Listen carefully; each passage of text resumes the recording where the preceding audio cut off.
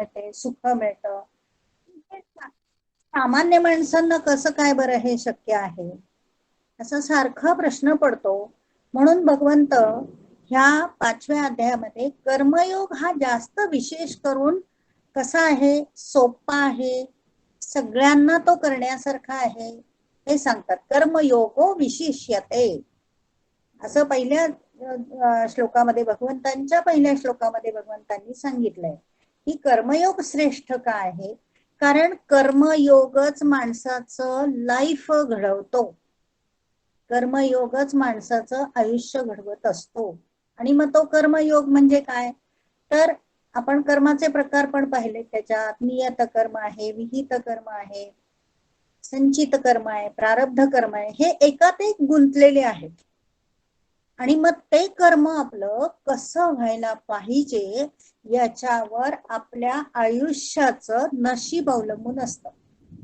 आता आपण आत्ता जे आयुष्य उपभोगतो आहोत किंवा जे लाईफ व्यतीत करतोय, जीवन व्यतीत करतो आहोत, ते अनेक मागचे अनेक जन्म जे आहेत त्या जन्मात केलेल्या कर्मांचं फळ आपण संचित म्हणून किंवा प्रारब्ध म्हणून आत्ता आपण जीवन व्यतीत करतो आहोत. मग जर आपल्याला पुढचं जीवन, पुढचा जन्म जर व्यतीत करायचा आहे आणि तोही चांगल्या प्रकारे करायचा आहे, तर तुम्ही आत्ताच कर्म कसं केलं पाहिजे हे वारंवार भगवंत दुसऱ्या अध्यायापासून सांगतायत. आणि या अध्यायामध्ये 2 लोकांची तुलना सारखी सांगितलेली आहे. ते 2 लोक कोण आहेत, तर ते निष्काम कर्मयोगी एक आहे आणि दुसरा कोण आहे, ज्ञानयोगी आहे. खरं तर त्यांनी सुरुवातीला सांगितलंय की दोघांनाही मिळणारं फळ हे सेमच आहे. आणि दोघांना मिळणारं फळ हे कोणतं आहे, तर अंतिम गती जी आहे ती परमात्म्याला ते प्राप्त होतात किंवा भगवंताची प्राप्ती ही कर्मयोग्यालाही होते आणि ज्ञानयोग्यालाही होते. फक्त ज्ञानयोगी जो असतो त्याचं जीवन व्यवहार वेगळा आहे त्याचा. आणि कर्मयोग्याचा अर्थातच इथे कर्मयोगी म्हणजे तुमच्या आमच्यासारखे सामान्य कर्मयोगी नाही, तर निष्काम कर्मयोगी जे लोक आहेत. मागच्या वेळी मी खूप उदाहरणं दिली होती. सावरकरांचं उदाहरण दिलं, महात्मा फुल्यांचं उदाहरण दिलं. हे सगळे लोक कोण आहेत, कर्मयोगी आहेत. तर ज्ञानयोगी मध्ये कोण कोण येतं, तर आचार्य विनोबा भावे येतात, विवेकानंद येतात, शंकराचार्य आतापर्यंत जे जे शंकराचार्य होऊन गेले की त्यांनी फक्त आणि फक्त धर्माचा प्रचार आणि भगवंताशी एकरूपता एवढंच त्यांचं कर्म होतं. हे ज्ञानयोग, त्यांना ब्रह्मप्राप्ती झालेली असते. अशा ब्रह्मप्राप्ती झालेल्या लोक कसं काय ते शांती मिळवू शकतात, त्यांना शांती कशी मिळते, आपण का त्यांचा अभ्यास करायचा, की त्यांनी असं असं केलेलं आहे आणि असं असं केल्यामुळे त्यांना शांती मिळालेली आहे, सच्चित आनंद मिळालेला आहे. हे आपण त्यांच्या चरित्रावरून, त्यांच्या वागण्यावरून हे आपण घ्यायचं आहे. म्हणजे जरी आपल्याला आत्ता ते शक्य नसलं तरी एखादी गोष्ट असं केल्याने असं होते हे आपल्याला माहित असेल तर आपण त्याचा उपयोग आयुष्यामध्ये करू शकतो. हे आपण ह्या 5व्या अध्यायातून लक्षात घ्यायचं.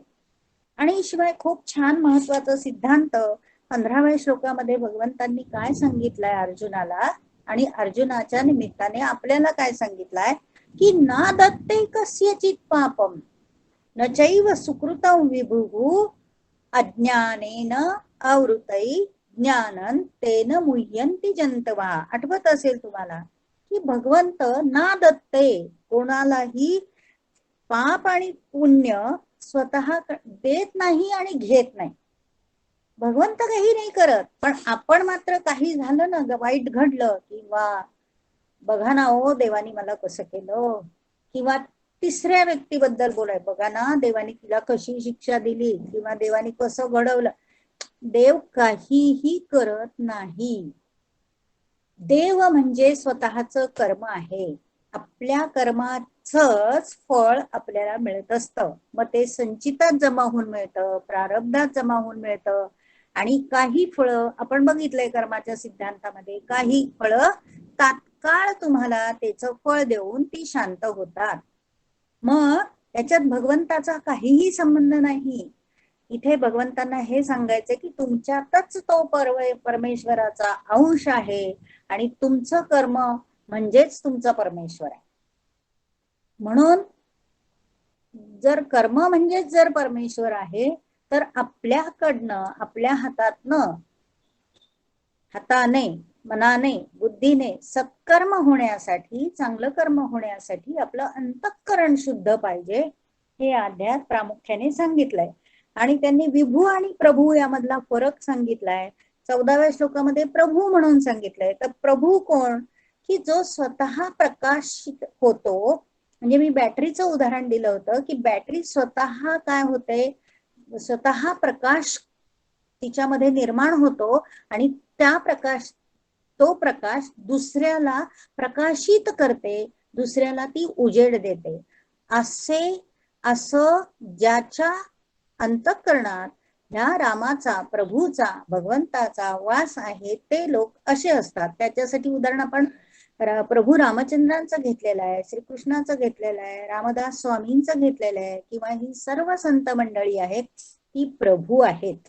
कारण त्यांनी स्वतःमध्ये तो प्रकाश निर्माण करून दुसऱ्याला प्रकाशित केलेला आहे, दुसऱ्याला ते ज्ञान देऊन प्रकाशित केलंय. ते स्वतः सिद्ध झालेले आणि आपल्या सिद्धत्वाचा प्रकाश त्यांनी दुसऱ्याला दिलेला आहे, तो प्रभू. मग विभू कोण? खालच्या श्लोकामध्ये नादत्ते कस्यचित पाप न चैव स्वीकृतां विभू. विभू म्हणजे कोण असतो? तर विभू म्हणजे निर्गुण निराकार परमात्मा. हा निर्गुण निराकार परमात्मा कसा असतो?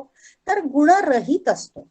त्रिगुण जे आहेत सत्व रज तम त्याच्या गुणरहित असतो निर्गुण निराकार परमात्मा. जे चैतन्य तत्व आपण नेहमी म्हणतो की प्रत्येकात चैतन्य तत्व आहे, किंवा आत्म्याचं जे वर्णन आपण दुसऱ्या अध्यायामध्ये बघितलेलं आहे, तो म्हणजे विभू आहे. आणि तो काहीही ग्रहण करत नाही, कुणाचंही कर्मही ग्रहण करत नाही. मग कोण ग्रहण करतं? तर प्रकृती हे ग्रहण करत असते, हे त्यांनी सांगितलं. आणि मग ज्ञानी माणसाची लक्षणं, ज्ञानी माणूस कसा असतो? तर 16व्या, 17व्या, 18व्या श्लोकामध्ये त्याचं वर्णन केलंय. 19व्या श्लोकामध्ये की तो असा ज्ञानी माणूस काय करत असतो? तर सच्चिदानंद घन परमात्म्यामध्ये स्थिर असतो. त्याची बुद्धी स्थिर झालेली असते, त्याला परमात्म्याची प्राप्ती झालेली असते. आणि मग असा स्थिर झालेला, स्थितप्रज्ञाचं लक्षण आहे ते जणू काही, की असा स्थिर झालेला जो ज्ञानी माणूस आहे तो न प्ररुषेत प्रियम प्राप्य नोद्विजेत प्राप्य चा प्रियम. स्थिर बुद्धी सम्मूढो ब्रह्मविद ब्रह्मणी स्थितः. ती प्रिय वस्तू मिळाली असता खूप आनंदित होत नाही, अप्रिय वस्तू प्राप्त झाली असता दुःखी होत नाही. अशा वेळी तो स्थिर असतो. मला नेहमी ह्यावेळी रानडे, आपले गुरुदेव रानडेंची एक प्रसंग आठवतो. गुरुदेव रानडे रत्नागिरीला गेले होते. एक स्नेह, ते फर्ग्युसन कॉलेजमध्ये होते प्रोफेसर, आणि रत्नागिरीच्या कॉलेजमध्ये स्नेह संमेलनाचा अध्यक्ष म्हणून त्यांना बोलवलेलं होतं. तर ते बोलवलेले असताना कार्यक्रम चालू होता, आणि कार्यक्रम चालू असताना त्यांना एक चिठ्ठी लिहून आली. तर त्या चिठ्ठीवर काय लिहिलेलं होतं की त्यांना नुकताच झालेला मुलगा तो दिवंगत झाला. अशा परिस्थितीत सुद्धा हे गुरुदेव रानडे अजिबात चल विचलित झाले नाही.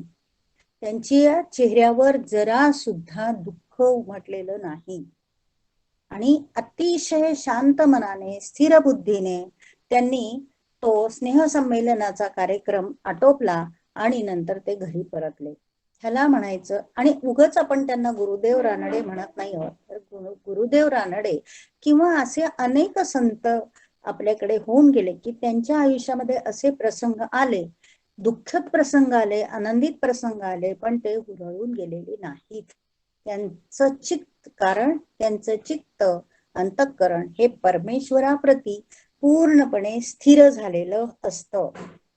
सामान्य माणसाचं काम असतं की लगेच ते दुःखित होणं, खूप काही संकट कोसळलंय वगैरे असं लगेच वाटणं. कारण हे इंद्रिय, मन आणि बुद्धी यांच्याशी संबंधित विषयांच्याही ते पलीकडे गेलेले असतात. त्यांचं अंतःकरण हे परमेश्वराशी एकरूप झालेलं असतं, म्हणून ते दुःखित होत नाही. मग आपण अशांचा अभ्यास केला की आपल्याला त्यांच्या स्थिरतेचं गुण घ्यावेसे वाटतात. नसेल तर त्यांचा आदर्श आपला डोळ्यासमोर राहतो. इव्हन लोकमान्य टिळकांचं सुद्धा ते झालेलं आहे. ते मंडालेच्या तुरुंगात असताना त्यांची पत्नी दिवंगत झाली असं त्यांना पत्र आलं, पण ते दुःखी झालेले नाही. तर अशा प्रकारचे हे लोक असतात. कर्मयोगी असून सुद्धा, ज्ञानयोगी असून सुद्धा अशी ह्यांची बुद्धी स्थिर झालेली असते. म्हणून अशा लोकांना ही असं नाही, पण ह्याचं ज्ञान त्यांना झालेलं असतं की ह्या गोष्टी ही घडणार आहे, परिवर्तन आहे, हे जीवनाचं परिवर्तन आहे, कायेचं परिवर्तन आहे, हे त्यांनी पूर्ण जाणलेलं असतं. तर हा स्थितप्रज्ञाच्या लक्षणाशी मिळता जुळता असा 20वा श्लोक आहे. आता पुढचा श्लोक अतिशय सुंदर आहे की हे ज्ञानी लोक त्यांना शांती कशी मिळवून घेतात बरं. आपल्याला असा प्रश्न पडतो की कसं होत असेल ना हे. तर त्याच्यासाठीचा हा पुढचा श्लोक आहे 21वा. बाह्य स्पर्शेष्व सक्तात्मा विंदत्यात्मनि यत् सुखम स ब्रह्म योग युक्तात्मा सुखम अक्षयम अश्नुते. आता सुखम अक्षयम अश्नुते, अक्षयम सुखम अश्नुते. अक्षय सुख म्हणजे ज्या सुखाचा क्षयच होत नाही असं, असं ते अक्षय सुख. सुख म्हणजे आनंद. तर अशा अक्षय आनंदाचा अनुभव घेतात. कोण घेतात? 6 ब्रह्मयोग युक्तात्मा. 6 म्हणजे तो.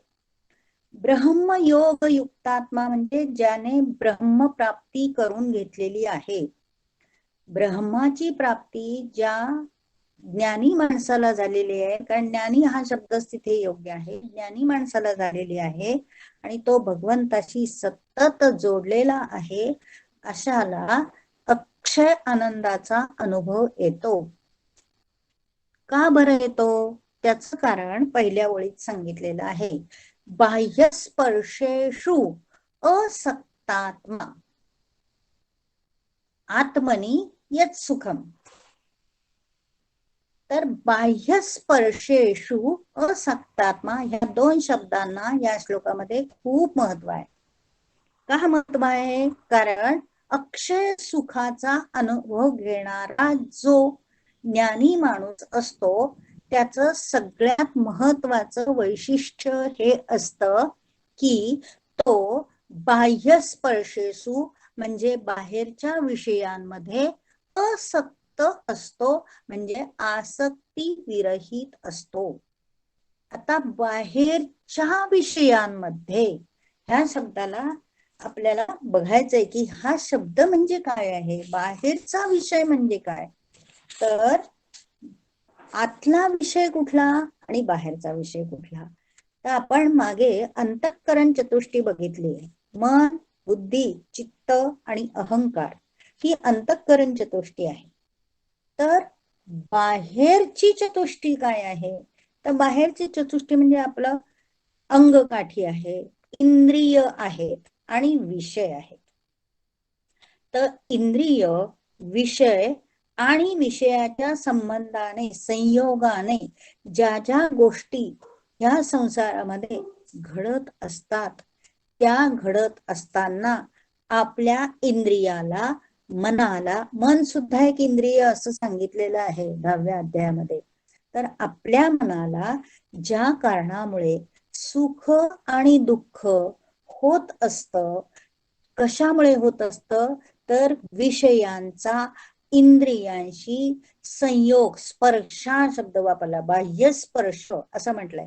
विषयांचा इंद्रियांशी संयोग झाल्यानंतर जे काही सुख आणि दुःख प्राप्त होत असतं ते सगळं वरवरचं आहे, ते सगळं बाहेरचं आहे.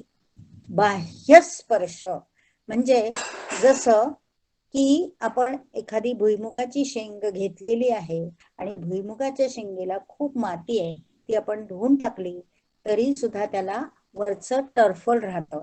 तर ते टर्फल म्हणजे बाह्य स्पर्श. त्या टर्फलाचा तसा म्हटलं तर काही उपयोग नाही. उपयोग कशाचा आहे? आतल्या दाण्याचा आहे. तर मग आतला दाणा म्हणजे ही आपली अंतःकरण चतुष्टी आहे आणि वरच्या टर्फल हे टर्फलच आहे. तसे विषयांचा संयोग इंद्रियाशी झाल्यामुळे जे काही आपल्याला सुख आणि दुःख होत असतं त्याचा आपल्या आध्यात्मिक उन्नतीसाठी काहीही उपयोग नाही, टर्फलासारखा आहे.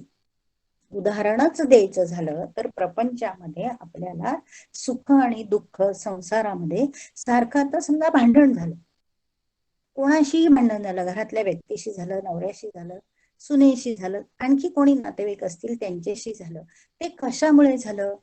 तर विषय म्हणजे काय? शब्द.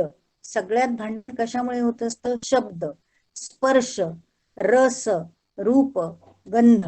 आता भांडण व्हायला शब्द एक कारणीभूत असतात, दुसरं आपल्या मनाला वाटलेला अहंकार एक कारणीभूत असतो, आणि काम आणि क्रोध हे कारणीभूत असतो. ह्यामुळे आपलं त्या विषयांबद्दल आपल्या मनामध्ये काहीतरी काय होत असतं, एक निमित्त निर्माण होतं आणि तो पॉइंट धरून भांडणाला कारण होतं. म्हणजे काय झालं? शब्द या विषयाशी इंद्रियाचा संयोग होऊन मनामध्ये अमुक अमुक एक गोष्ट घर करून बसली आणि ती गोष्ट मग आपल्याला दुःखकारक घडली किंवा आपल्या मनाविरुद्ध घडली. म्हणजे इंद्रियांचा विषयांशी संयोग झाल्यामुळे, स्पर्श झाल्यामुळे या दुःखद घटना किंवा ज्या काही कटकटीच्या घटना आहेत किंवा ज्या काही आनंदाच्या पण असतील, सगळ्या दुःखाच्या असतात असं नाही, आनंदाच्या, ह्याचा तसं म्हटलं तर आध्यात्मिक उन्नतीसाठी काहीही उपयोग नाही. हे सगळं भासमान आहे. म्हणून याला बाह्य स्पर्शेश्व असं म्हटलेलं आहे, की बाह्य विषयांच्या मधून अशा ह्या ज्ञानी माणसांचं मनच निवृत्त झालेलं असतं, परावृत्त झालेलं असतं. आणि परावृत्त होऊन मग ते कुठे गेलेलं असतं? तर ते भगवंताच्या चरणी त्यांनी पूर्ण एकाग्रता केलेली असते. त्यांना ह्या बाह्य विषयाशी काहीही संबंध नसतो किंवा बाह्य विषयांना ते महत्व देत नाही, तेवढ्या पुरतं महत्व देतात. आपण कसं की समजा एखादी भाजी केली, तेवढ्या पुरती खाल्ली, ठीक आहे, पुन्हा काही नाही, पुन्हा दुसरी नवीन भाजी. हे सगळे विषयांच्या गोष्टी आहेत, ह्या तात्पुरत्या गोष्टी आहेत. पण अंतःकरणाला ज्या गोष्टी लागतात ते म्हणजे भगवंताचं स्मरण, नामस्मरण, भगवंतामध्ये सतत आपलं चित्त राहिलं पाहिजे. ह्याच्यासाठी ह्या सगळ्या वरवरच्या ज्या गोष्टी आहेत त्यांना महत्व न देता अंतःकरणातून आपल्या गुरूंची सेवा, गुरूंच्या चरणी लीन व्हायचं आणि नामस्मरण करायचं. ह्या दोन गोष्टी खूप महत्वाच्या आहे आणि ह्या गोष्टी हे ज्ञानी लोक करत असल्यामुळे त्यांना सुखम अक्षयम अश्नुते, त्यांना चिरंतन असं सुख मिळत असतं, अक्षय सुख मिळत असतं. कारण त्यांना ह्या वरच्या गोष्टीमध्ये काहीही महत्व नाही, ह्याची पूर्णपणे जाणीव झालेली असते, त्याचं महत्व कळालेलं असतं. तर त्या येतात आणि जातात, पाण्याची लाट येते आणि जाते, आपण त्या नुसत्या बघत बसतो. पण पाणी जेव्हा लाट येते आणि जाते हे तात्पुरतं असतं, तसं हे विषयांचे सुख आणि दुःख हे तात्पुरते असतात. ते काय असतात? ते भावनांचे बुडबुडे असतात, त्याचा अंतःकरणाच्या आत्मिक आनंदाशी काहीही संबंध नसतो. म्हणून त्याला आपण तेवढंच महत्व द्यायचं, फार महत्व द्यायचं नाही, असंच सगळ्या अध्यात्मामध्ये सांगितलेलं आहे.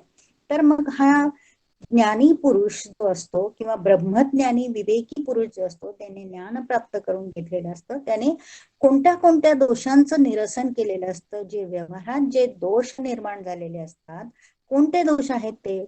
तर विषय जे आहेत, शब्द, स्पर्श, रस, रूपगंध, हे जे विषय आहेत त्याच्यामध्ये 4 प्रकारचे दोष असतात. त्यातलं पहिला दोष म्हणजे काय? अनित्यत्व. नित्य असं काही नसतं. जसं भगवंताचं जेव्हा आपण नामस्मरण करतो तेव्हा आपल्याला सुखच मिळतं, हे नित्यत्व आहे. ही काळ्या दगडावरची रेघ की भगवंताचं नामस्मरण केल्यावर, त्याची सेवा केल्यानंतर आपल्याला सुख मिळणार, ह्याच्यामध्ये कणभरही बदल होऊ शकत नाही, त्याच्यामध्ये नित्यत्व आहे. पण जर विषयांमुळे जे काही गोष्टी निर्माण होतात त्या काही कालापुरताच आपल्याला आनंद देतात, कालांतराने त्याचं दुःख पण होतं किंवा त्याच्यामध्ये बदलही होतो, म्हणून ते अनित्यत्व आहे. दुसरा विषयांचा दोष काय आहे की ते दुःख देणार असतं. कारण का दुःख?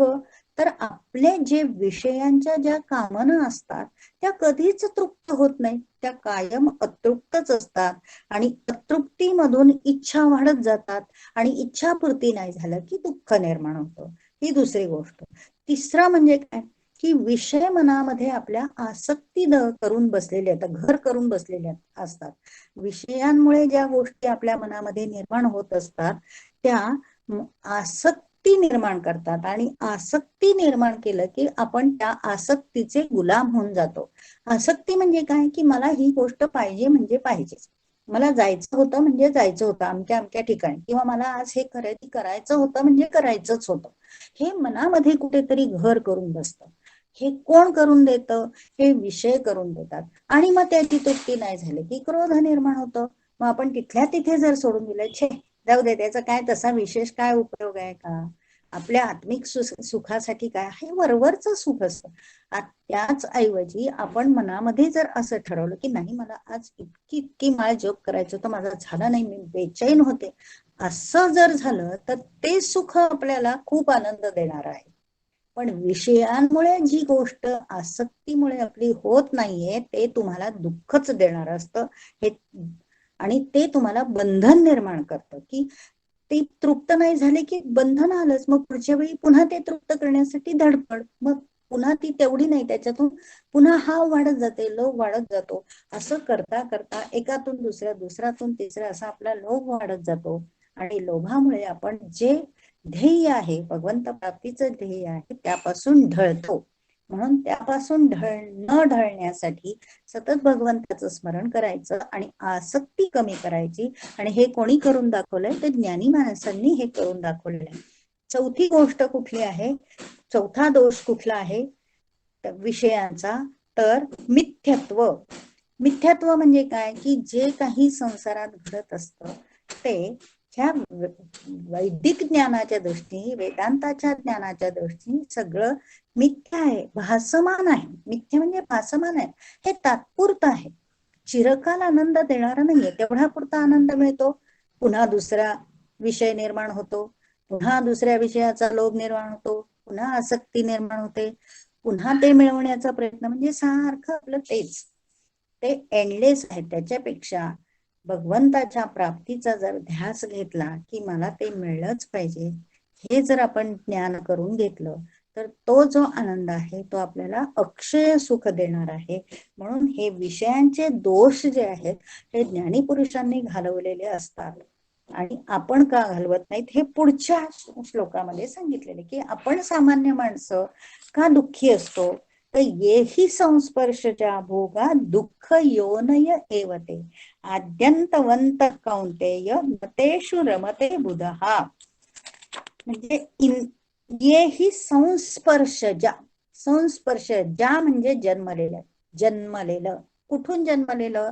तर स्पर्शातून निर्माण झालेलं जे काही विषयांचे भोग आहेत, विषयांच्या संयोगाने उत्पन्न होणारे जे काही भोग आहेत ते विषयी लोकांना, इथे पुरुष म्हटलंय पण विषयी नर किंवा मादी कोणीही, विषयी लोक जे आहेत त्यांना त्यामध्ये तात्पुरता, इथे तात्पुरता हा स्पेशल शब्द मी घातलाय कारण त्यांना तात्पुरता त्यामध्ये खूप आनंद वाटतो की तेच छान वाटतं. उदाहरणच द्यायचं झालं की टीव्ही वरची एक सिरियल इतकी छान चाललीये ना, मला सोडवतच नाही, इतकी छान चाललीये ना.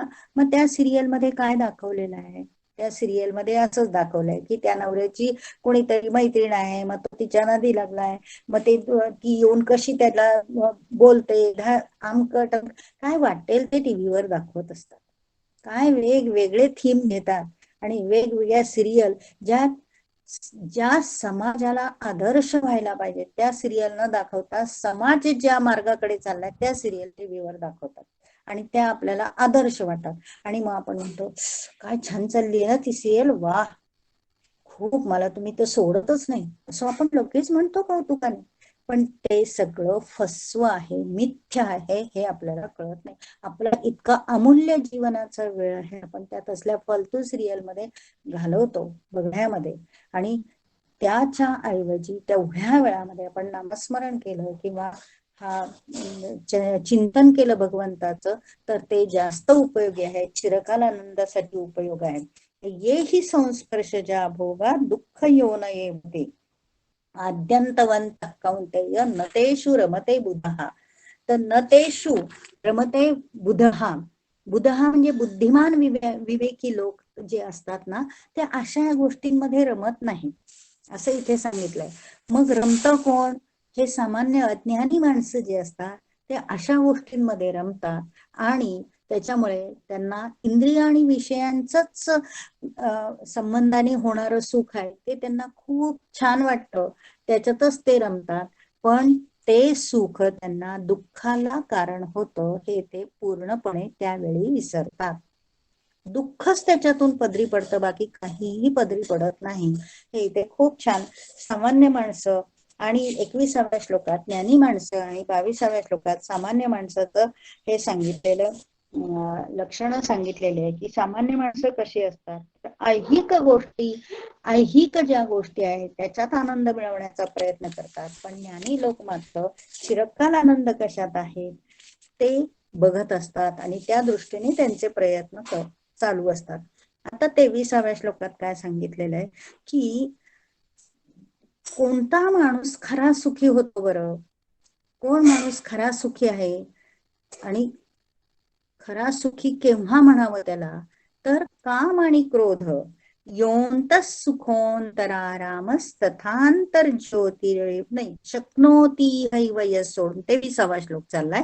शक्नोती इह एव यस सोढुम प्राक शरीर विमोक्षणात काम क्रोधोद्भव वेगम संयुक्त सुखी नरहा. सयुक्त सुखी नरहा. सयुक्त, सहा युक्त, युक्त म्हणजे भगवंताशी जोडला गेलेला, सहा म्हणजे तो, आणि पुन्हा ससुखी नरा, असाच मनुष्य सुखी आहे, आनंदी आहे. इथे हे सांगायचं आहे भगवंतांना की कोणता पुरुष हा सतत आनंदी असतो आणि सुखी असतो, भगवंताशी जोडला गेलेला आहे आणि ज्याने काम आणि क्रोध ह्यांचा आवेग जो आहे कंट्रोल केला आहे, सहन केलेला आहे. सोडून म्हणजे सहन करणे. तर काम आणि क्रोध ह्यांचा आवेग म्हटलंय, म्हणजे काम आणि क्रोध हे नुसते रेसला लावलेल्या घोड्याप्रमाणे पळत असतात आपल्या जीवनामध्ये. अंतर हे आत्मपरीक्षणाचं श्लोक आहे. आत्मपरीक्षण करायचं की काम आणि क्रोध कशामुळे मला राग आलेला आहे आणि कशामुळे निर्माण झालेला आहे. निर्माण कशामुळे होतो? कामामुळे होतो, आणि त्याची पूर्ती नाही झाली की क्रोध येतो. काम आणि क्रोध ह्यांचे आवेग, आवेग म्हणजे ते पळते घोडे आहेत आपल्या मनामधले, आणि हे दोन रेसचे घोडे आहेत आणि ते आपल्याला शांती मिळवू देत नाही. आणि जर मनुष्य शरीर पडण्याआधी, शरीर पडण्याआधी म्हणजे जेव्हा आपण देह टाकतो त्या आधी जर आत्तापासून आपण ह्या काम आणि क्रोधाचं जर नियंत्रण केलं, आणि तर शरीर ज्या वेळेला पडतं म्हणजे जेव्हा आपण देह टाकतो त्यावेळेला आपल्याला खरी शांती, खरं सुख मिळणार. पण केव्हा? काम आणि क्रोध यांचा आवेग आपण आत्तापासनं त्याला लगाम लावला पाहिजे. काम आणि क्रोधांना आत्तापासून आवर घालायला पाहिजे असं इथे सांगितलेलं आहे की काम आणि क्रोध यांचे आवेग जो मनुष्य सहन करतो, जो पुरुष सहन करतो त्यालाच खरा योगी म्हणावा, तोच मनुष्य खरा सुखी आहे, असं खूप छान सिद्धांत इथे सांगितलेला आहे. पुढे 24व्या श्लोकात काय सांगितलंय? योंत सुखोंतरारामस तथांतर ज्योतिरेव यहा सहयोगी ब्रह्म निर्वाणम ब्रह्मभूतोदिगच्छति. की हे ज्ञान प्राप्त ज्ञानी जे महापुरुष असतात, ज्ञानी महापुरुष जे असतात ते अंतरात्म्यातच सुखी असतात. अंतरात्म्यात सुखी असणं म्हणजे ते भगवंताच्या ध्यानाशिवाय, भगवंताच्या नामाशिवाय दुसरं काहीही त्यांच्या मनातच नसतं. ते आत्म्यातच रमतात आणि आत्म्यातच ज्ञान मिळवतात. त्याला शब्द आहे सुखहा अंतराहा रामहा अंतराहा ज्योतिही एव यहा. तर असे योगी ब्रह्मनिर्वाणम ब्रह्मभूते शांती ब्रह्म त्यांना प्राप्त करून घेतात. संत एकनाथ महाराजांना शांती ब्रह्म म्हटलेलं आहे. अनेक प्रसंग त्यांच्या जीवनात आले.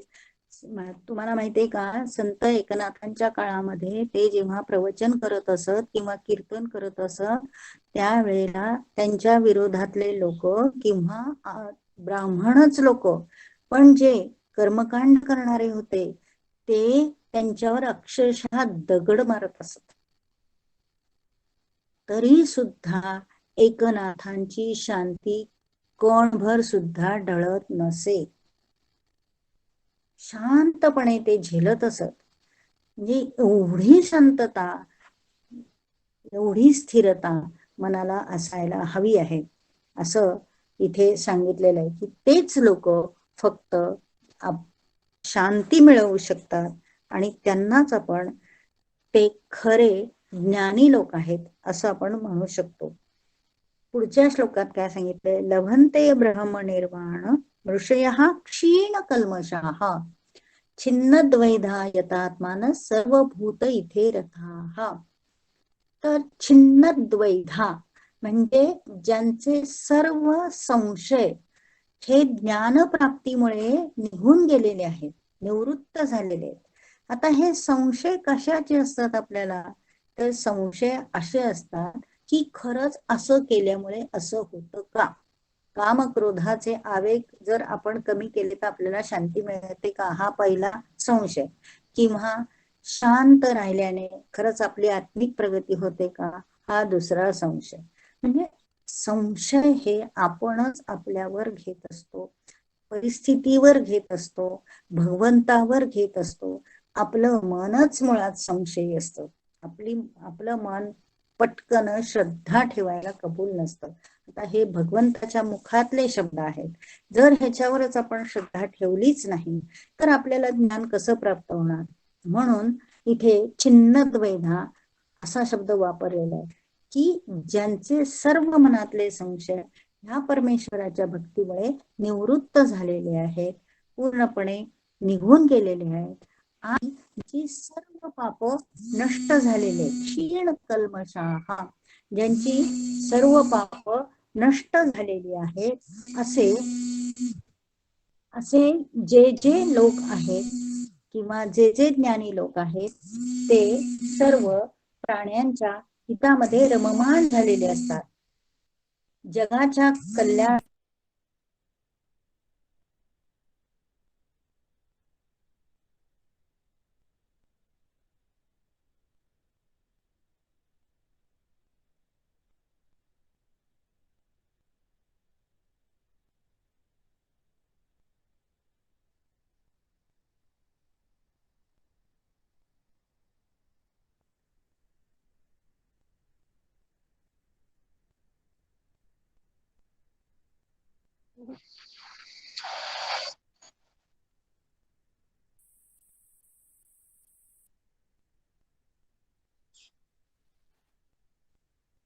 आवाज नाही येते का ताईंचा?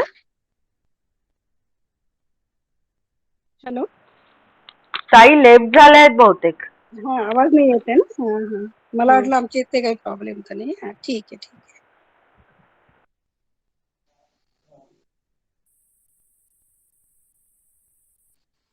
ऐकू येतंय का मैत्रिणींनो? हा हो हो आता येतंय ऐकू. हो येतंय मॅम, येतंय. आत्ता आला, मगाशी नव्हता आला. हा ते काहीतरी जरा फोन आला. कनेक्शन गेलं होतं. आता येतंय ना ऐकू? हा हा, हो येतंय येतंय येतंय. हा, तर ज्यांची सगळी पाप नष्ट झालेली आहेत, संशय गेलेले आहेत, असेच लोक काय होतात, तर सर्व प्राण्यांच्या हितामध्ये गुंतलेले आहे. सर्व भूत हिते रताहा असं म्हटलेलं आहे. रताहा म्हणजे रममाण झालेले. सर्व भूत म्हणजे काय? सर्व प्राण्यांमध्ये, सर्व प्राण्यांचं कल्याण बघणारे. आता आपण ह्या संतांच्या चरित्रामधल्या गोष्टी जर वाचल्या ना तर आपल्याला लक्षात येतं की नामदेव महाराजांनी कसं केलं. त्या कुत्र्याला पोटात दुखू नये म्हणून त्याला तुपाची रोटी त्याच्या मागे ते घेऊन गेले. किंवा नाथांनी काय झालं, त्या गाढवांना पाणी पाजलं. म्हणजे सर्व भूत म्हणजे सर्व प्राणी मात्र्यांमध्ये ईश्वर आहे अशी त्यांची दृष्टी झालेली असते. आणि यतात्मानहा, आत्मनहा, यत ज्यांचे जिंकलेले मन हे निश्चल भावाने परमात्म्यामध्ये स्थिर झालेले असते.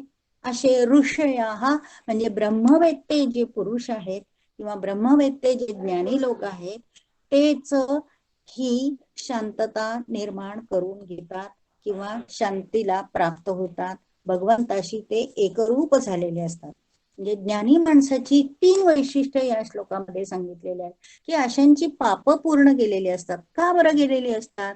कारण एकतर अंतःकरण शुद्ध झालेले असतं, दुसरं म्हणजे ते सतत परमात्म्याशी जोडलेले असतात, तिसरं म्हणजे ते विषय सुख जे आपण आता बघितलं बाह्य स्पर्शेस्व, विषयांमधलं जे सुख आहे ते विवेकाने त्यांनी घालवलेलं असतं. विषयांचं सुख हे वरवर असतं, ते भासमान असतं, ह्याचं ज्ञान त्यांनी करून घेतलेलं असतं आणि सर्व प्राण्यांच्या हितामध्ये ते गुंतलेले असतात. सर्व प्राण्यांचं कल्याण करण्यामध्ये ते गुंतलेले असतात. ह्या 4 वैशिष्ट्ये त्यांच्यामध्ये असतं आणि म्हणून त्यांनी काय केलेलं असतं तर भगवंताशी आपलं मन लावून आपल्या मनाला कंट्रोल करून मन जिंकलेलं असतं. असे हे ब्रह्मवेत्ते पुरुष जे असतात ते चिरकाल आनंदित असतात. म्हणून ते त्यांना परमशांती मिळालेली असते. ते ब्रह्मज्ञानी असतात आणि ब्रह्मवेत्ते हे शांती ब्रह्म म्हणूनच त्यांना म्हटलं जातं. असे आपले सर्व संत लोक होते. संतांचं चरित्र पाहिल्यावर ह्या श्लोकाचा आपल्याला अनुभव येतो की 4-5 गोष्टी क्षीण कल्मषा. खूप छान श्लोक आहे हा सुद्धा. प्रत्येक श्लोक या अध्यायाचा अतिशय सुंदर आहे आणि ज्ञानी माणसाला अत्यंत कळसावर नेऊन ठेवणारा हा अध्याय. ज्ञानी माणूस कसा असतो ह्याचा जर कळस कोणाला पाहायचा असेल, म्हणजे मंदिराचा कळस म्हणजे शेवट असतो, तर त्या कळसा म्हणजे जर ज्ञानी माणसाचं दर्शन घ्यायचं असेल तर 5वा अध्याय म्हणजे कळस आहे असं समीकरण मांडायला काहीच हरकत नाही. पुढचा श्लोक आहे कामक्रोध वियुक्ताना यतीना यत चेतसा अभितो ब्रह्म निर्वाण वर्तते विदितात्मवान. पुन्हा एकदा त्यांनी सांगितलेलं आहे काय की अशा ह्या ज्ञानी माणसाचं काय झालेलं असतं, काम आणि क्रोध यांनी ते रहित झालेले असतात. काम आणि क्रोध त्यांच्या जवळ सुद्धा राहिलेले नसतात. काम क्रोध वियुक्ता नाही, युक्त नाही तर वियुक्त, त्यांच्यापासून दूर गेलेले असतात, मावळलेले असतात. यती नाही म्हणजे जे प्रयत्न करत असतात भगवंताच्या प्राप्तीसाठी प्रयत्न करणारा त्यांना यती असं म्हटलेलं आहे. तर यती ज्ञानी पुरुष जो असतो त्यांना यती म्हटलेलं आहे.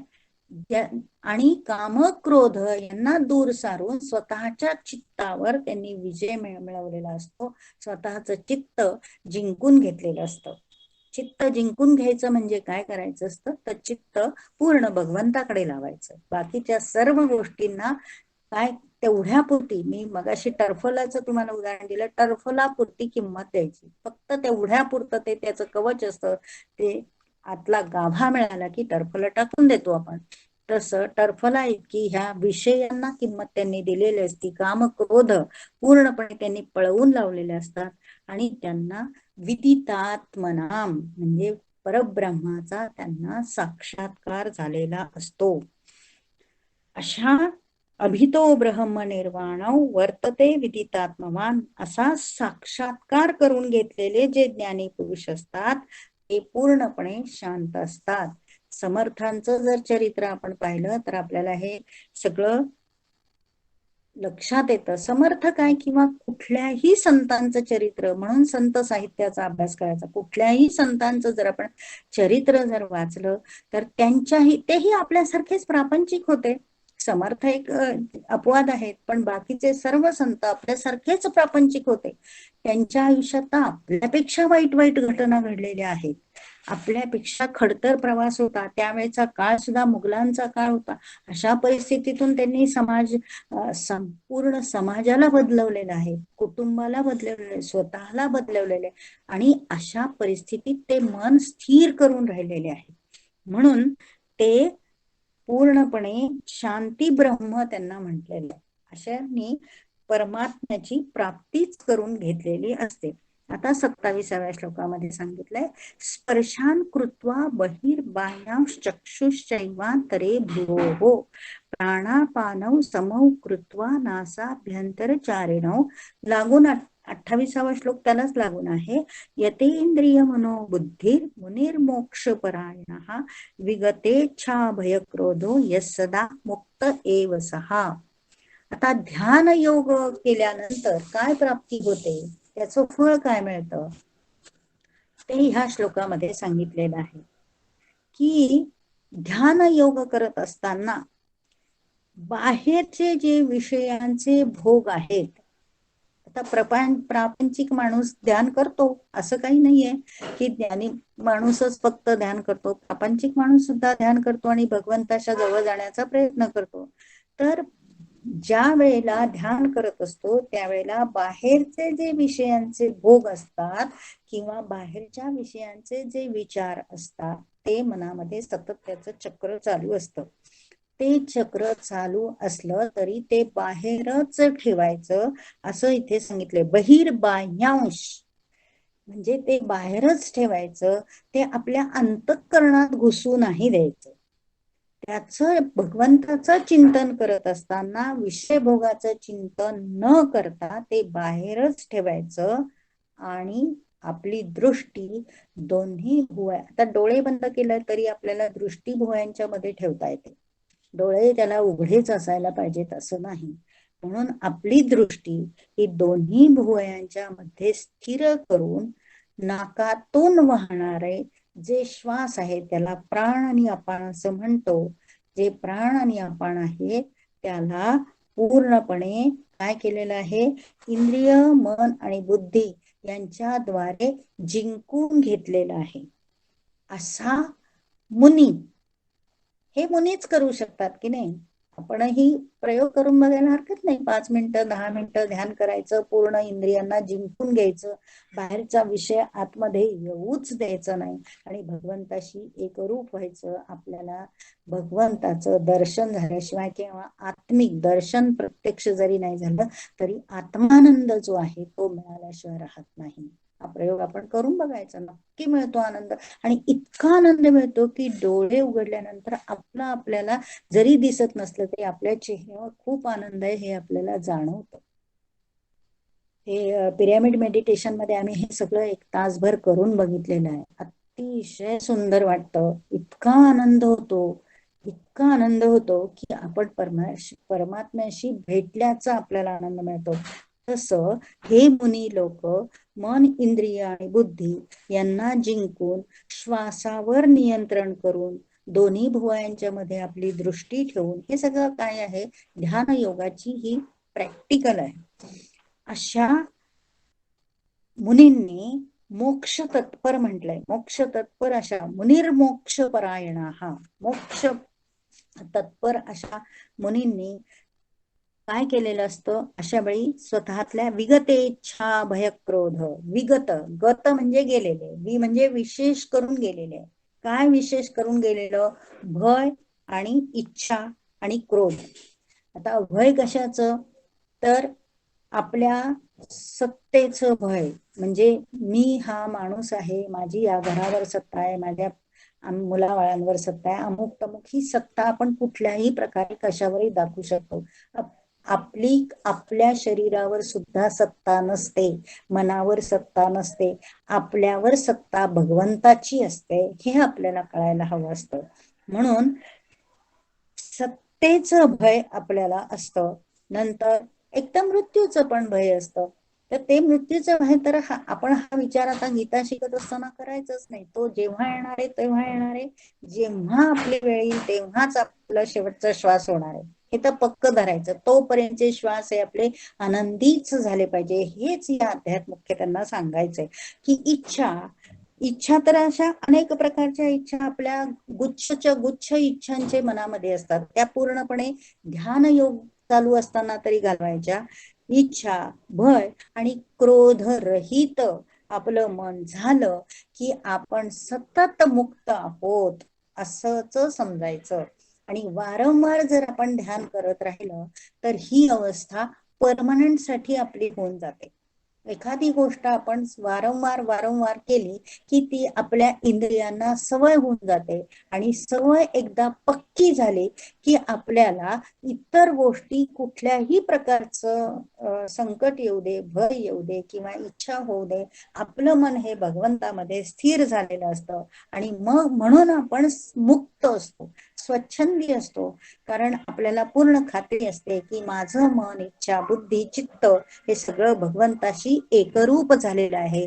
मला ह्याच्यापासून कोणीही ढळवू शकत नाही, हलवू शकत नाही. आता शेवटचा श्लोक काय आहे? भोक्तार यज्ञ तपसाम सर्व लोक महेश्वरम सुहृदम सर्वभूतानां ज्ञात्वा माम शांती मृच्छती. की भगवंत शेवटी फलश्रुती सांगतायत की असं जर तुम्ही केलं. आता बघा, हे फक्त ज्ञानी माणसांनीच करायला पाहिजे असं नाहीये. आपण सामान्य माणसं सुद्धा हे करू शकतो. मेडिटेशन करताना फक्त ह्या गोष्टी लक्षात ठेवायच्या. मनातल्या इच्छा सगळ्या पूर्णपणे अक्षरशः डस्टबिन मध्ये आपण कचरा टाकतो ना, तसा गोळा करायच्या इच्छा तेवढ्या पुरत्या, निदान ध्यानापुरत्या तरी त्या सगळ्या घ्यायच्या आणि डस्टबिन मध्ये टाकून द्यायच्या. नंतर काय करायचं? भय कुठल्या प्रकारचं वाटत असेल तर तेही काढून त्या डस्टबिन मध्ये टाकायचं. मनामध्ये क्रोध, सूक्ष्म असे क्रोध साठलेले असतात, ते आपल्या मनाला विचारायचे की खरंच माझ्या मनात आता कुठल्या प्रकारचा क्रोध आहे का? मागचा आहे का? पुढचा आहे का? व्यक्तीबद्दलचा आहे का? वस्तूबद्दलचा आहे का? घराबद्दलचा आहे का? नातेवाईकांबद्दल? सगळे क्रोध त्यावेळेला पुरते काढून टाकायचे. तेही घ्यायचे, गोळा करायचे, डस्टबिन मध्ये टाकायचे. आता हे डस्टबिन आपलं मानसिक डस्टबिन आहे. ह्या डस्टबिन मध्ये ते सगळं टाकून द्यायचं.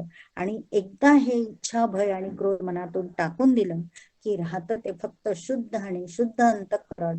आणि ते शुद्ध अंतःकरण त्या परमात्म्या, निर्गुण निराकार परमात्म्याशी एकरूप झालं की आपल्याला मोक्षाची अनुभूती येते. मुक्त एव सहा असं म्हटलंय. मुक्त म्हणजेच मोक्ष. मोक्षाची आपल्याला प्राप्ती झाल्याचा अनुभव येतो, अनुभूती येते. आणि असंच वारंवार जर करत गेलं तर सदोनित आपल्याला तो अनुभव येईल. एक दिवस केलं तर त्या दिवशी येईल, दुसऱ्या दिवशी केलं तर त्या दिवशी येईल. वारंवार करत गेलं सतत मी एकदम फ्रीडम, म्हणजे आकाशात स्वच्छंदी पक्षी उडतो तसं आपलं मन स्वच्छंदी होऊन जातं. म्हणजे वागण्यासाठी नाही तर परमेश्वराच्या प्राप्तीसाठी मन स्वच्छंदी होतं, निर्भय होतं, इच्छा द्वेष रहित होतं.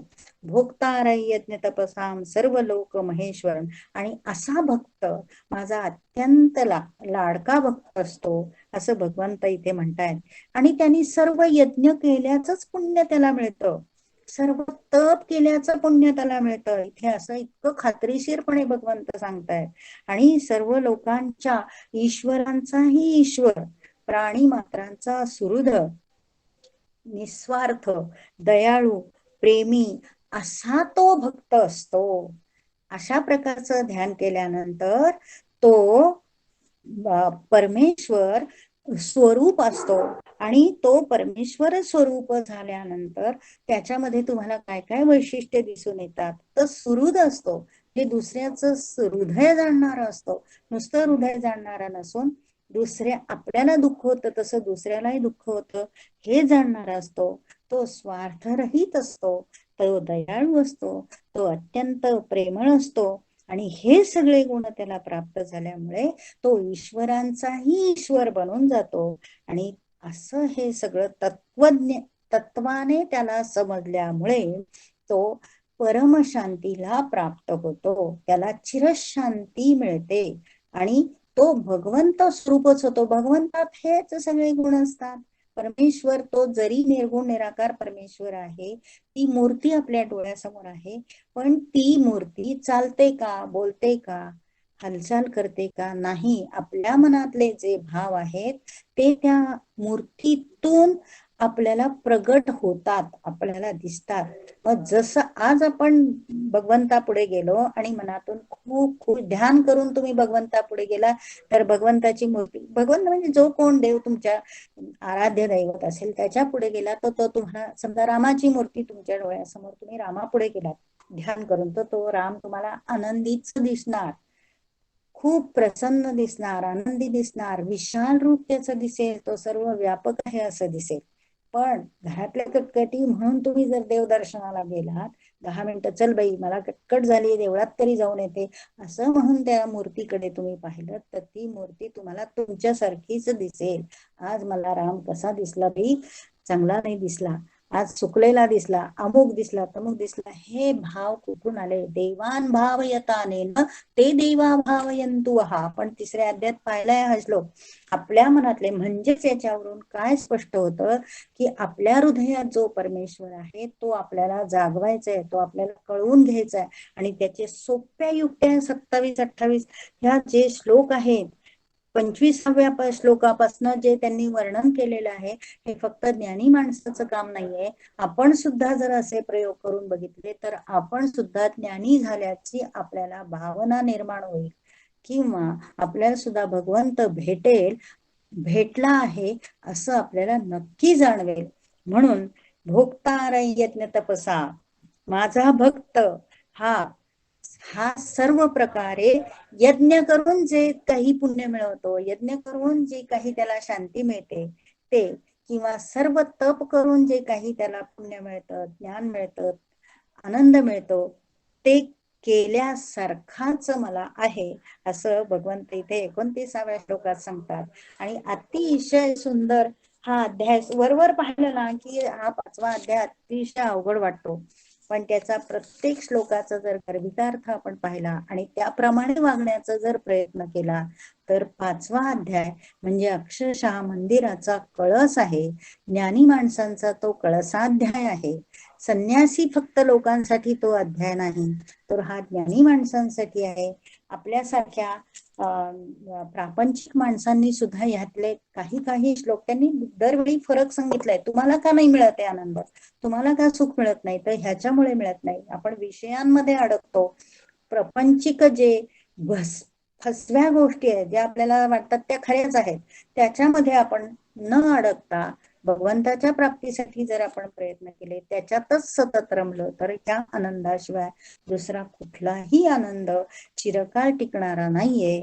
एवढं जे काही आज तुमच्या समोर मी सांगितलेलं आहे ते सद्गुरूंनी माझ्याकडून सांगून घेतलेलं आहे. आणि त्यांची कृपा अशीच आपल्या सगळ्यांवर राहो आणि ह्याच्यातला थोडा तरी बदल आपल्यामध्ये आपल्याला करता यावा, ही आज भगवंताच्या चरणी प्रार्थना करून 5व्या अध्यायाचं निरूपण पूर्ण झालंय असं मी समजते. ओम तत्सदिती. श्रीमद भगवद्गीताचे उपनिषदचे ब्रह्मविद्यायां योगशास्त्रे श्रीकृष्णार्जुन संवादे कर्म संन्यास. बघा, नाव पाहिल्यावर असं वाटतं काय बाई कर्म संन्यास म्हणजे संन्यास घ्यायला लावतायत की काय, एकदम आपल्याला असं वाटतं. पण त्याचा अर्थ बघितल्यावर कर्म संन्यास म्हणजे नेमकं काय आहे हे आपल्याला पूर्ण अध्यायाचं निरूपण ऐकल्यावर कळतं. कर्म संन्यास योगे नाम पंचमोऽध्यायः. श्रीकृष्णार्पणमस्तु. अतिशय सुंदर छोटा अध्याय पण खूप छान आहे. धन्यवाद ताई, खूप छान. छान ताई, धन्यवाद. खूप छान ताई, खूप छान.